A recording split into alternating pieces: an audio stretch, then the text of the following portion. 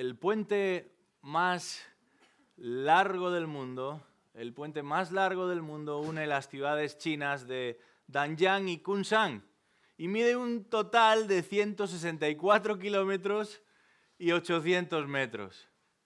En su construcción trabajaron más de 10.000 empleados y costó unos 8.500 millones de dólares. Este puente atraviesa ciudades, plantaciones, ríos y en uno de sus tramos más impresionantes pasa por encima de un lago de 9 kilómetros de longitud. Pero imagina por un momento que hay un niño, un viandante y un experto ingeniero contemplando este puente. El niño probablemente se dará cuenta de lo largo que es, de lo alto que es, y durante unos segundos quedarse mirando sorprendido el tamaño inconmensurable de este puente. Un simple peatón que pasaba por allá quizás sea capaz de ir más lejos y entender algunas ventajas muy obvias que este puente nos plantea. Por ejemplo, poder cruzarlo en lugar de tener que rodearlo, todo ese territorio. Poder atravesarlo seco y sin mojarse en lugar de tener que meterse en el agua, ya sea bien en el lago o en el río. El tiempo que uno se ahorra al atravesarlo rápido y llegar al otro lado probablemente sea otra de las observaciones que este viandante llegue a entender. Pero además del niño y el viandante, allí hay un ingeniero experto que ha sido parte del proceso de diseño de ese puente y ha dirigido la construcción de ese mismo puente. Ha estudiado los procesos para la construcción del puente. Es totalmente consciente de cuánto cuesta llevar a cabo una obra de esa magnitud. Ha dedicado tiempo a analizar el terreno y el clima y los distintos accidentes geográficos que se encuentran en su recorrido. Conoce los materiales, los procesos de elaboración de cada componente que se ha de usar para erigir a ese puente encima del suelo. Está familiarizado con la maquinaria imprescindible para conseguir alcanzar una tarea de esa dimensión y permanece delante de ese puente junto al niño y junto al viandante, pero lo hace asombrado, lo hace impresionado, lo hace consciente de no haber visto nunca algo igual y no puede sino reconocerlo y estar contento y gozoso de ello.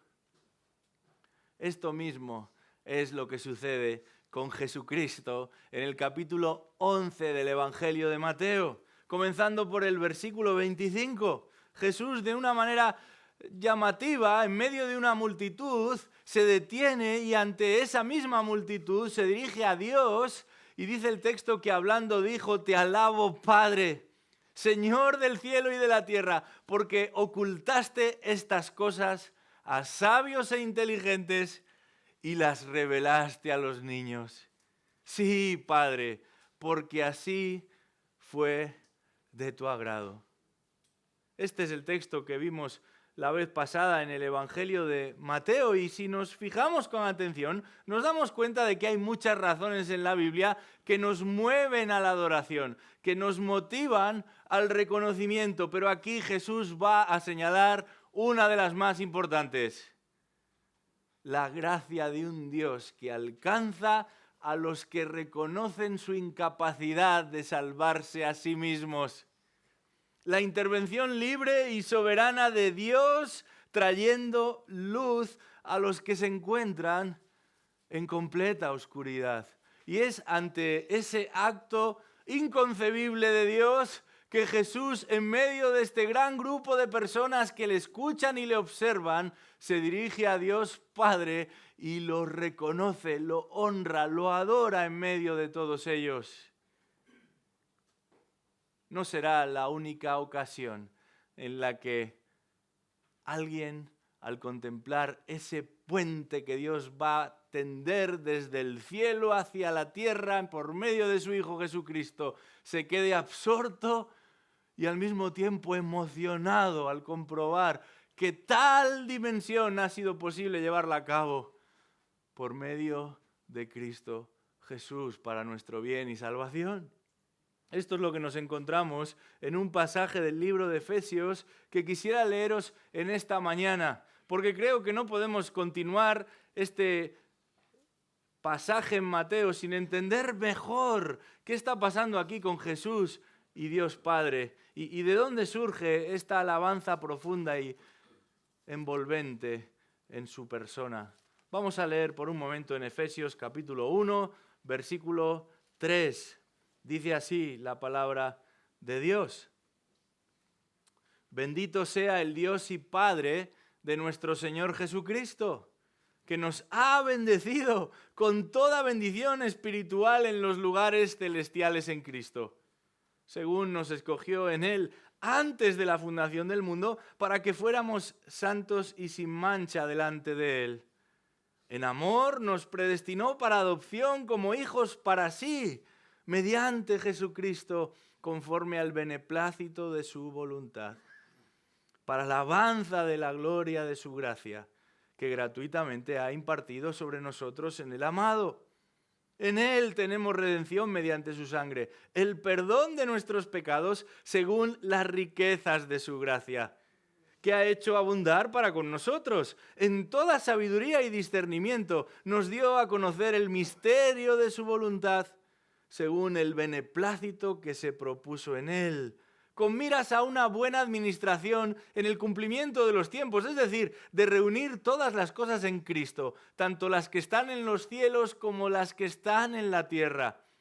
En Él también hemos obtenido herencia, habiendo sido predestinados según el propósito de aquel que obra todas las cosas conforme al consejo de su voluntad, a fin de que nosotros, que fuimos los primeros en esperar en Cristo, seamos para alabanza de su gloria. En Él también vosotros, después de escuchar el mensaje de la verdad, el evangelio de vuestra salvación, y habiendo creído, fuisteis sellados en Él, con el Espíritu Santo de la promesa, que nos es dado como garantía de nuestra herencia, con miras a la redención de la posesión adquirida de Dios, para alabanza de su gloria. Parece que Pablo tenía en mente ese evento, ese encuentro de Jesús con la multitud, porque lo que está haciendo es ampliarnos lo que el Señor de señores está orando al Padre en aquel día. Y con el fin de que profundicemos algo más en alguna de estas bendiciones que motivan el reconocimiento de los hijos de Dios para con su Padre Celestial, vamos a detenernos en un par de estos versículos que acabamos de leer aquí. Se trata de un comienzo único para una epístola. No tiene parangón, no encuentra un igual en el Nuevo Testamento. Y algunos comentaristas incluso confirman que no hay nada parecido en ningún texto griego de la antigüedad. 12 versículos, 202 palabras en el original, una sola frase, sin puntos, ni comas, ni pausas, para expresar el canto más sublime de adoración que nos podemos encontrar. Una bendición a aquel que merece toda la gloria. Una doxología de acción de gracias, con 3 estrofas y un estribillo que solemne se eleva con un propósito claramente definido. Versículo 6, para alabanza de la gloria de su gracia. Versículo 12, para alabanza de su gloria. Versículo 14, para alabanza de su gloria. ¿Qué es lo que motiva tal reconocimiento? ¿Qué es lo que motiva esta expresión enérgica y apasionada? El versículo 3 responde a esta pregunta. Dice ahí, bendito sea el Dios y Padre de nuestro Señor Jesucristo, que nos ha bendecido con toda bendición espiritual en los lugares celestiales en Cristo. El apóstol va a bendecir a Dios por quién es Él y por lo que ha hecho. ¿Quién es Él? Él es el Dios y Padre de nuestro Señor Jesucristo. ¿Qué ha hecho? Nos bendijo con toda bendición espiritual en los lugares celestiales en Cristo. Y de esto Precisamente de esto es de lo que nos habla Jesús en nuestro pasaje de Mateo capítulo 11. Esta es la razón por la que Jesús va a traer gloria y honra y reconocimiento a su Padre, que a su vez es el Señor del universo. La razón de su adoración y de la nuestra no ha de estar en nuestro estado de ánimo, ni simplemente en lo que podamos obtener a cambio, como si de una transacción se tratase entre dos partes.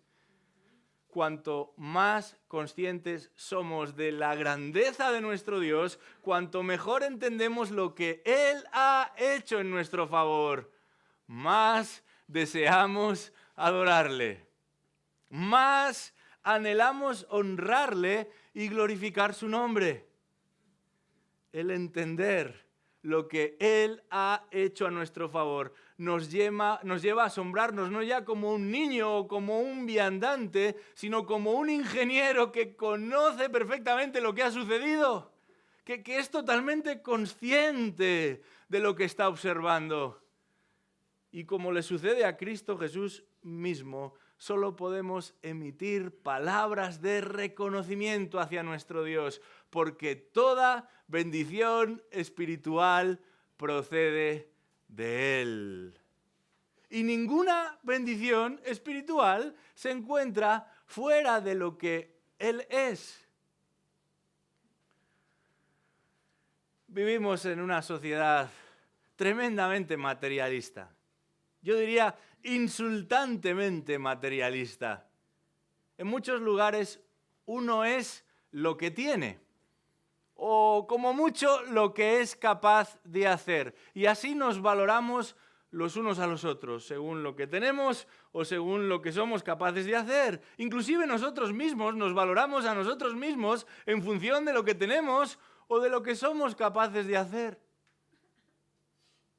En el siglo pasado se popularizó una canción que decía: 3 cosas hay en la vida: salud, dinero y amor. El que tenga estas 3 cosas, que le dé gracias a Dios. Y añade el que la compuso: pues con ellas uno vive libre de preocupación. Estas son las prioridades y los objetivos en la vida para muchos. Este es el baremo según el cual las personas valoran el éxito o el fracaso de toda su existencia. Y muchos imaginan que Dios es el medio por el que voy a lograr satisfacer estas supuestas necesidades. Pero este texto, siguiendo la cola de lo afirmado por Jesús, nos muestra otra óptica radicalmente distinta. Podríamos decir incluso contracultural.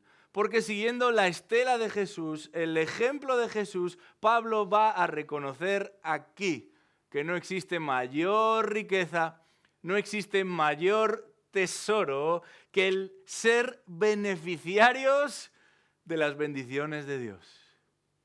Como escribiría en su momento el hombre más rico de su tiempo en el libro de Proverbios, la bendición del Señor es la que enriquece. Y el autor matiza aquí, para que ninguno se confunda: bendición espiritual.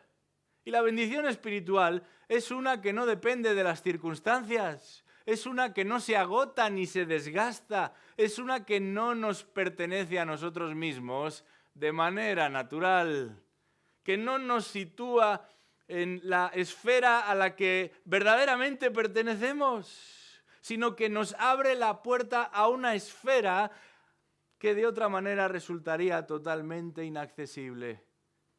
La esfera espiritual, la que nos abre una puerta a una dimensión totalmente ajena a nosotros, la dimensión espiritual. Eso que el apóstol llama los lugares celestiales en Cristo. Porque finalmente la bendición espiritual de la que Jesús nos habla, la bendición espiritual de la que Pablo nos habla aquí también, tiene que ver con el hecho de poder tener acceso a una realidad espiritual que sin la intervención divina se mantendría oculta a nuestros ojos.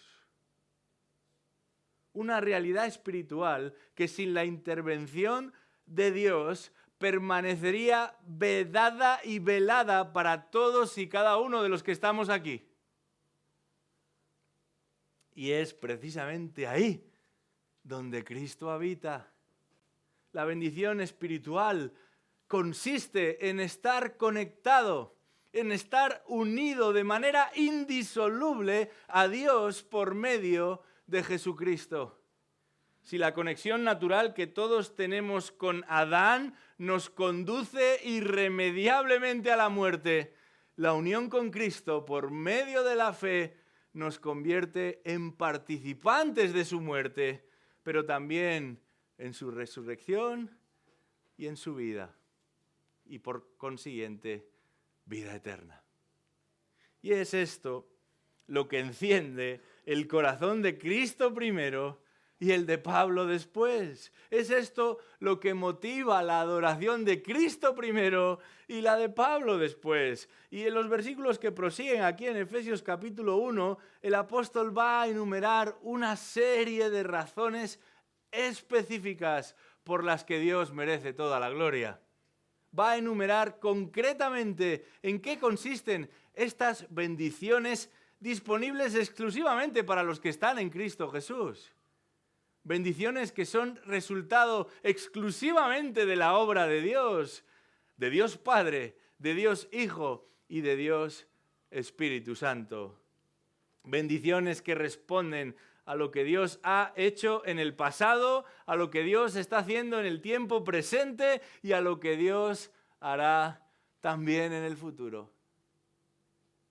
Y en esta mañana, para no irnos demasiado del tema, en Mateo capítulo 11, solamente vamos a señalar dos de esas bendiciones que disfrutamos por lo que Dios ya ha hecho a favor de los suyos. Y las encontramos específicamente en los versículos 4 al 6 de este primer capítulo de Efesios 1. La primera de estas dos razones que nos motivan a alabar a Dios tiene que ver con haber sido escogidos para santificación. Versículo 4, vamos a leerlo una vez más. Efesios 1, 4, dice así la palabra de Dios. Según nos escogió en Él antes de la fundación del mundo, para que fuéramos santos y sin mancha delante de Él. Escogidos para santificación. Este texto clarifica y enfatiza el hecho de que Dios nos escogió antes de la fundación del mundo. Lo que el profesor Francisco Lacueva llamaba la prehistoria de nuestra salvación. Él nos escogió y la idea es que Él nos apartó. Escoger tiene que ver con separar, con poner a un lado. Es la misma palabra que Jesús empleó cuando dice el Evangelio que Él, Jesucristo, escogió a los 12 de entre la multitud para que fueran sus discípulos. Y es el mismo Señor Jesucristo en el que en un momento determinado va Él mismo también a recordarles a sus discípulos: vosotros no me escogisteis a mí, sino que yo os escogí a vosotros. La misma palabra que Pablo utiliza aquí. La bendición que experimenta el creyente hoy es la realización de aquello que fue concebido por Dios antes de que el mundo existiera. Lo que disfrutamos hoy es lo que Dios preparó en la eternidad. Y todo ello, dice el texto, a través de su Hijo Jesucristo. El texto dice, escogidos en Él. Y esta expresión en Él se repite 10 veces en los versículos que hemos leído. Porque Él es el fundamento, Él es el origen y el ejecutor de nuestra salvación. Él es el ingeniero que ha construido en su ser trino y divino ese puente que conecta el cielo y la tierra. Y el apóstol insiste aquí en que nuestro futuro incluso depende de lo que Él ha hecho. el apóstol insiste en esta frasecita, en Él, porque en nosotros nunca sería posible. Pero no podemos perder de vista cuál es ese propósito final de esa elección a la que se refiere el texto aquí. Pablo y el versículo terminan diciendo para que fuésemos santos y sin mancha delante de Él. El propósito final de la obra de Dios al salvar a los pecadores no es simplemente evitarnos una condenación eterna, lo cual ya de por sí está bastante bien, porque no existe otra forma posible de escapar de la condenación eterna que esta. Pero además, Él desea que disfrutemos de una comunión íntima con Dios, en esa esfera de la que Jesús hablaba también en Mateo capítulo 11.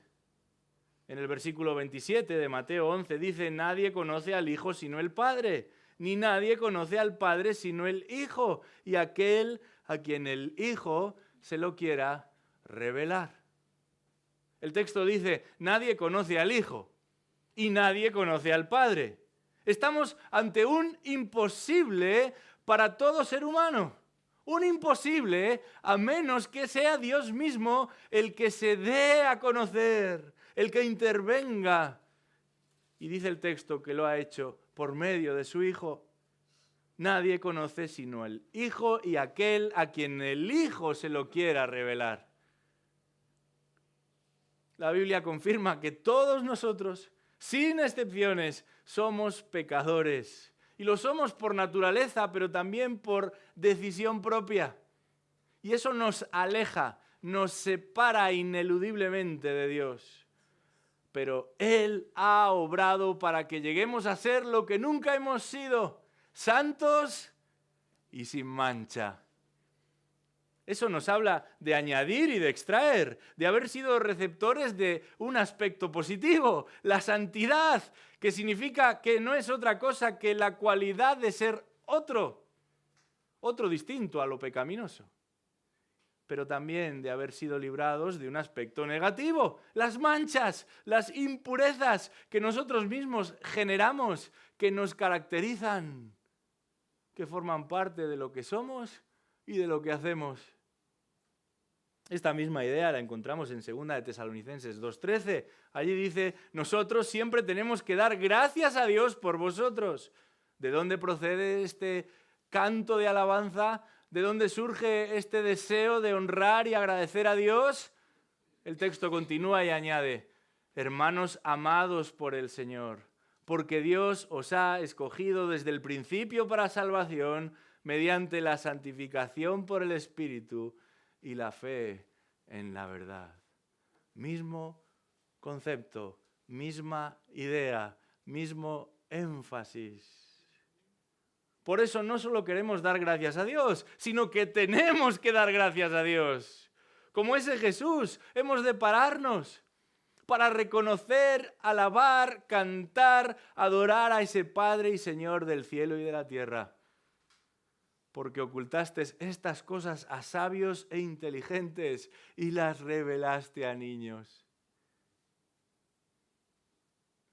Sin embargo, lo que para Cristo es un motivo extraordinario que lo impulsa a detenerse en medio de toda ocupación y responsabilidad y adorar a Dios, lo que para Pablo es un motivo impresionante y descomunal de detener su agitada agenda para pararse y adorar a Dios, para algunos, a lo largo de la historia, ha sido motivo de disputa, de desencuentro y hasta de división.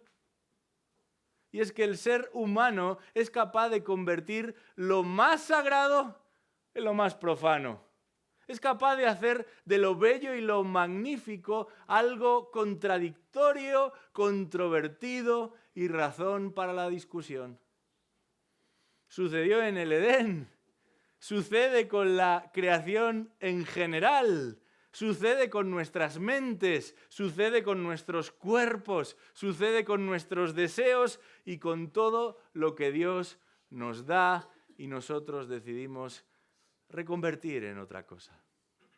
Hace algunos años había un programa de televisión en el que uno de los juegos que hacían con los participantes era mostrarles un objeto y ellos tenían que reinventar el posible uso de ese objeto e imaginar distintos usos, modos de empleo a los que naturalmente se esperaría de esos objetos.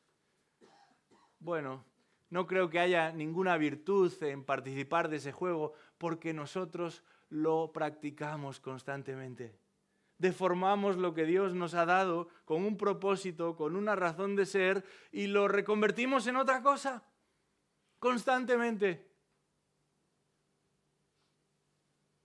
Y esto incluye también, cómo no, a lo que Dios ha revelado en su palabra con un propósito. Nosotros lo reconvertimos en otra cosa y hacemos un uso distinto para el cual fue dado. Pero Pablo tiene muy claro este punto en su teología.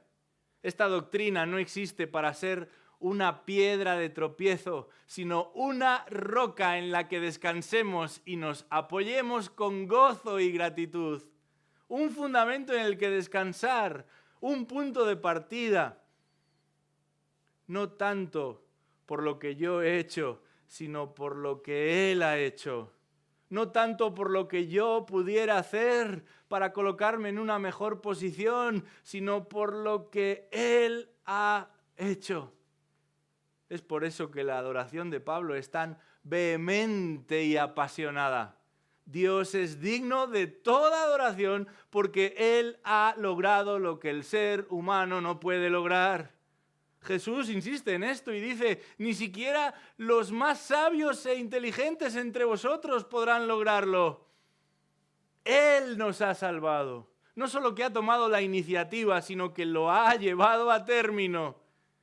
Y la adoración, el reconocimiento, la gloria es del Señor, porque la salvación es del Señor. Es suya, porque los méritos y las obras también lo son.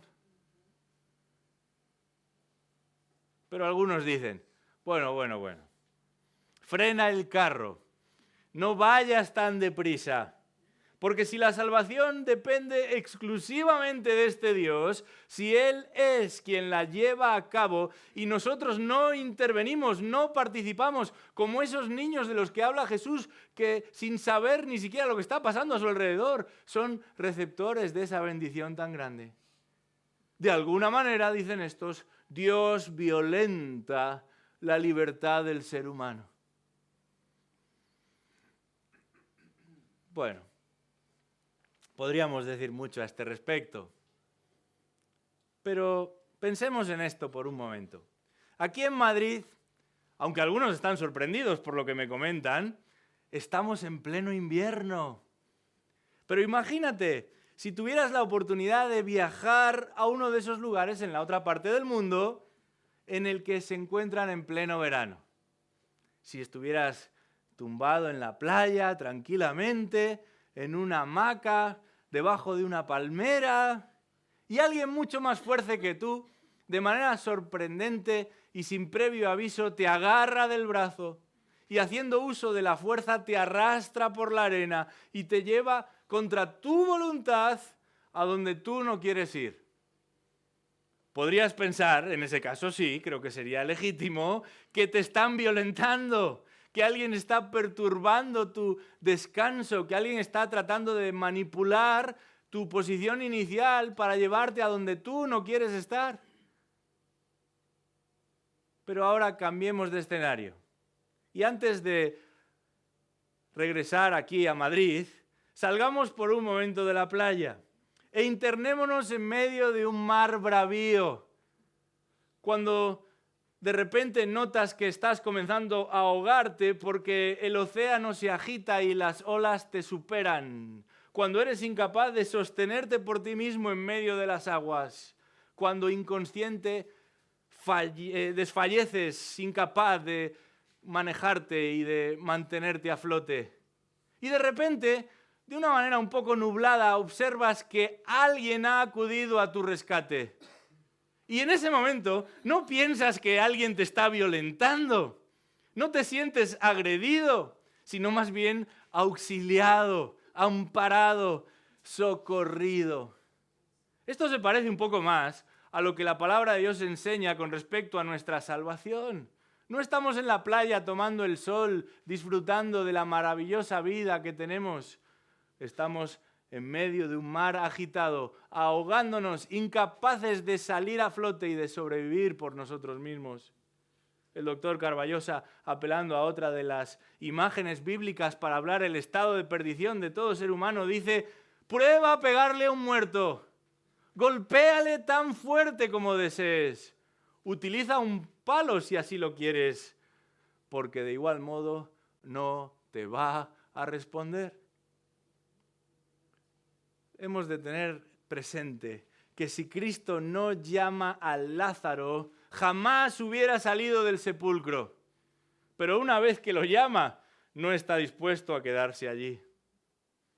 Esa es realmente la condición de todas las personas que, estando sin esperanza y sin Dios en el mundo, malviven y gastan su vida aquí en el tiempo y en el espacio. Así describe la Biblia la condición del ser humano. De manera que volvamos a hacer la pregunta inicial. ¿Es injusto que Dios actúe para la salvación, como algunos dicen? Podríamos decir que sí. Podríamos decir que lo verdaderamente justo sería que de la misma forma que todos se han desviado, de la misma forma que no hay justo ni aun uno, que no hay quien entienda, que no hay quien busca a Dios, lo verdaderamente justo sería que todos se pierdan por toda la eternidad, que todos fuesen arrojados en el lago que nunca se apaga, que todos tuviesen que enfrentar, incluidos nosotros los que aquí estamos en el día de hoy, una ira de Dios que es justa y santa, de manera continuada, sin descanso, sin final y sin remedio. Eso es lo que sería justo. Pero gracias a Dios, porque además de ser justo y legítimamente justo, es un Dios de misericordia, es un Dios de gracia, es un Dios de perdón. Y en este mismo libro de Efesios capítulo 2, versículo 4, nos dice ahí que este Dios, que es rico en misericordia, por causa del gran amor con que nos amó, aun cuando estábamos muertos en nuestros delitos, nos dio vida juntamente con Cristo. E insiste el autor: por gracia habéis sido salvados, y con Él nos resucitó, y con Él nos sentó en los lugares celestiales en Cristo Jesús, a fin de poder mostrar en los siglos venideros las sobreabundantes riquezas de su gracia por su bondad para con nosotros en Cristo Jesús.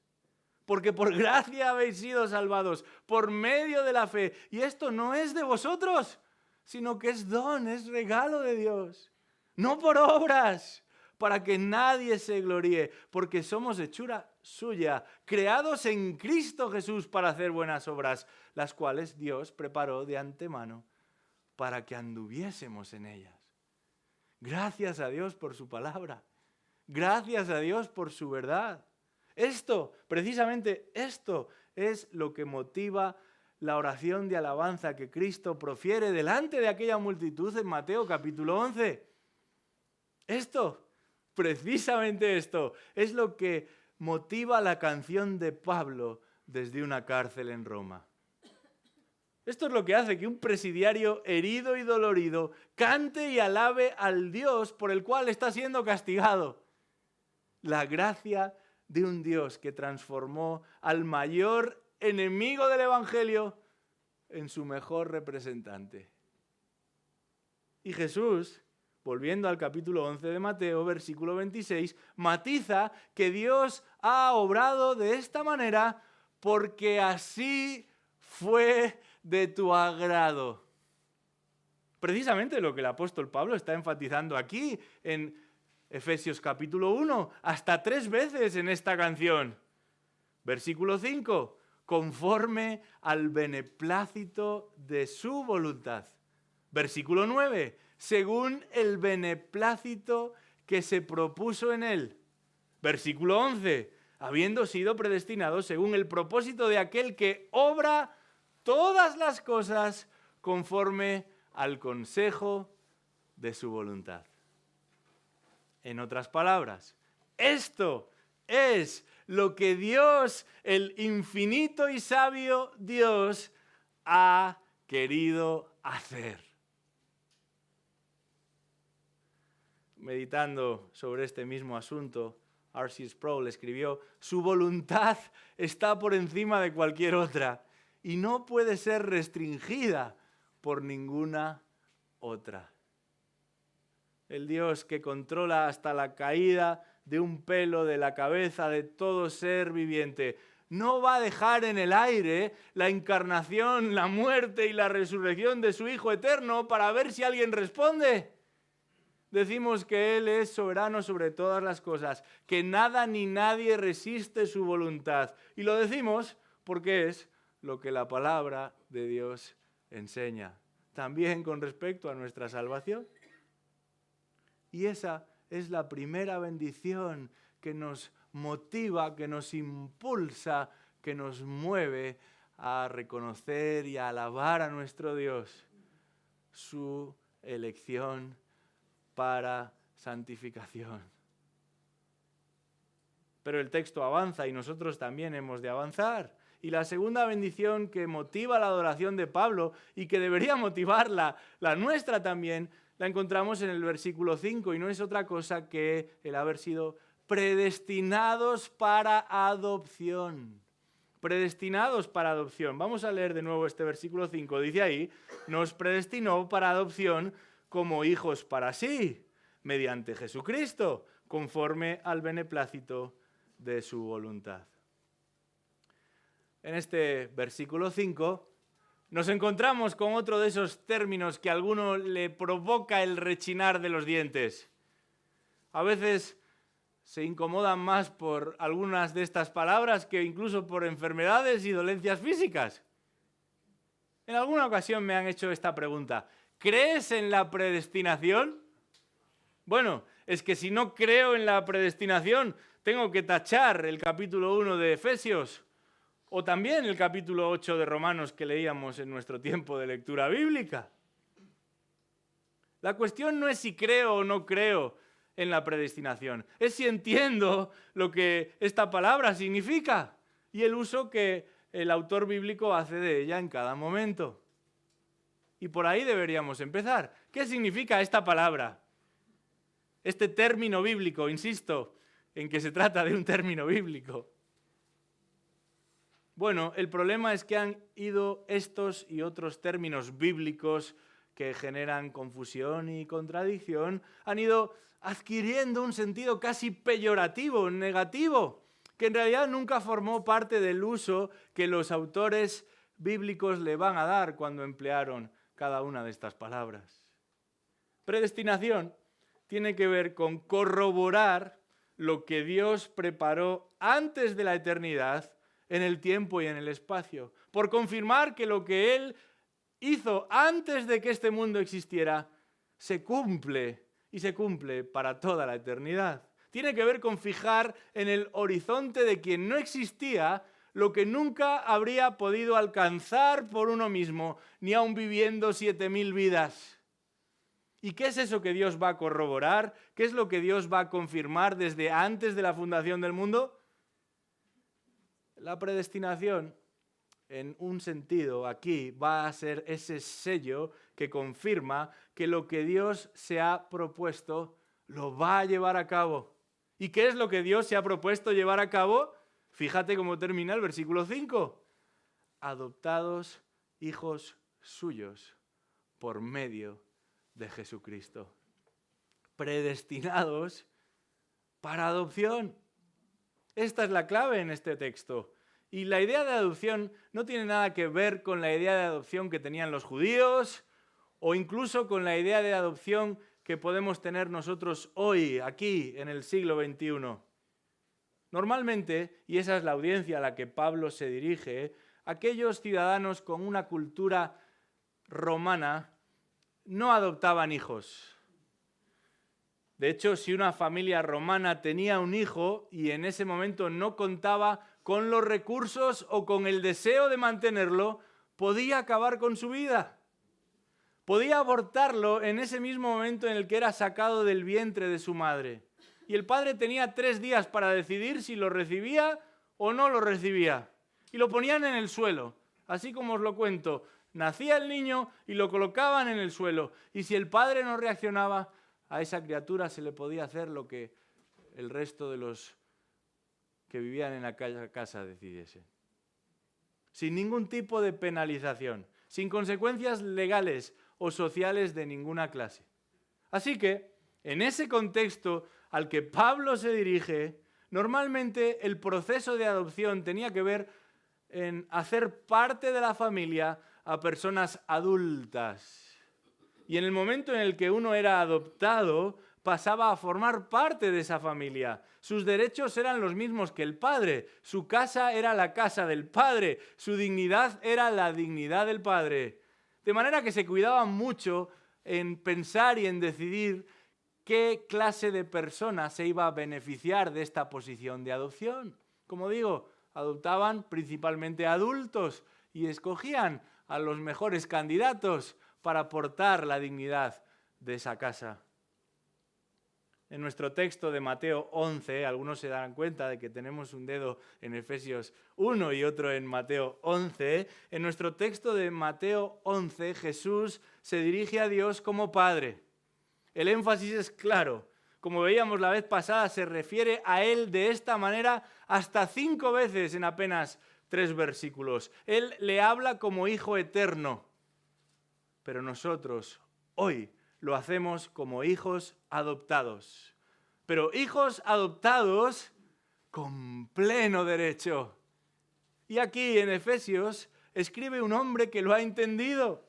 Un hombre que canta y se goza porque alaba al Señor, ya que ha sido a través de Cristo que nosotros hemos sido hechos hijos de Dios con pleno derecho.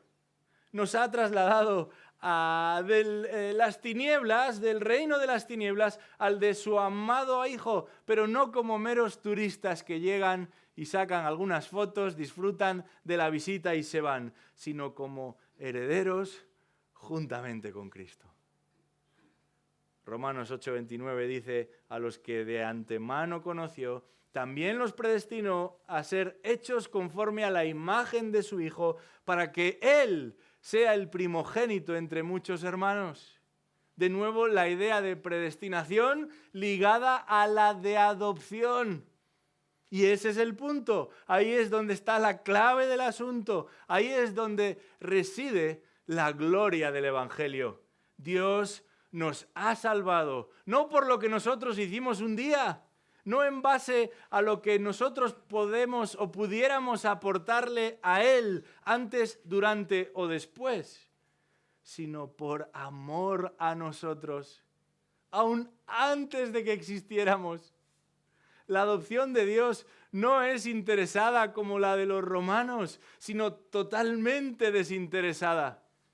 Es un regalo, el mejor de todos, el que nos impulsa a adorarle, como el apóstol Juan lo hizo diciendo, mirad cuán gran amor nos ha dado el Padre para que seamos nosotros llamados hijos de Dios. Y por si alguno tuviera alguna duda, el apóstol añade, y eso somos.